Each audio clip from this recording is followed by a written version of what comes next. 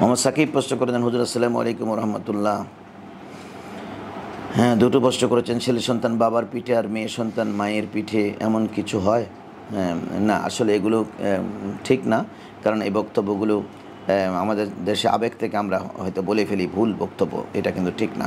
আপনি 2 নম্বর প্রশ্ন করেছেন, বর্তমান ইয়াং জেনারেশনের একটা হাদিস বলে, তা হলো লোহে জগতে যে যাকে যত বেশি মহব্বত করতো এই পৃথিবীতে তার সাথে এমন হয়, এমন কোনো হাদিস আছে না। আসলে হয় কি, রুহানি জগতে মহব্বত মানে রুহানি জগতে আমি এটা আপনাকে কী বলবো, যে আপনি রুহানি জগতে আমাদের সবার কিন্তু ঈমান ছিল।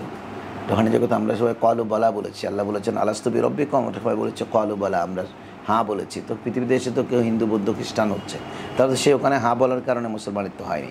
আসলে হবে কি, আপনি যখন প্রাপ্তবয়স্ক হবেন আপনার কর্মের উপরে নির্ভর করবে রুহানি জগতের কার কার সাথে আপনার ভালোবাসা ছিল এবং ভালোবাসা হবে।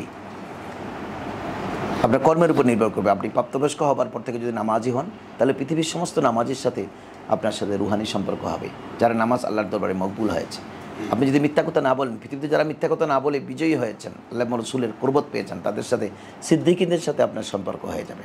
আর যদি আপনি ইবাদত বন্দেগী গুজার বন্দা হন, তাহলে সোয়ালিহিনদের সাথে আপনার রুহানি সম্পর্ক হয়ে যাবে।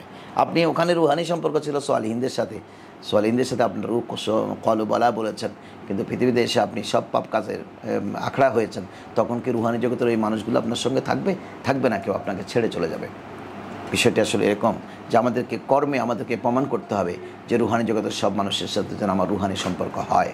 তখন আল্লাহ আপনার প্রিয় বান্দাদের সাথে আপনার রুহানি সম্পর্ক করাইয়া দেবে। যেমন হযরত আদম আলাইহিস সালামের গুণাবলী যদি আপনার মধ্যে থাকে, আদম আলাইহিস সালামের সাথে আপনার নিসবত হবে, ওনাকে আপনি দেখা পাবেন, উনি আপনাকে তাওয়াজ্জু দেবেন, ফয়েজে আদম আপনার কাছে আসবেন। যেমন ইব্রাহিম ইসলামের সাথে যদি আপনার আকিদা, আপনার ইবাদতের মিল থাকে, তখন ফয়েজে ইব্রাহিমই আপনার কাছে আসতে থাকবে। আশা করি আপনি এই বিষয়টি বুঝেছেন। আপনাকে ধন্যবাদ।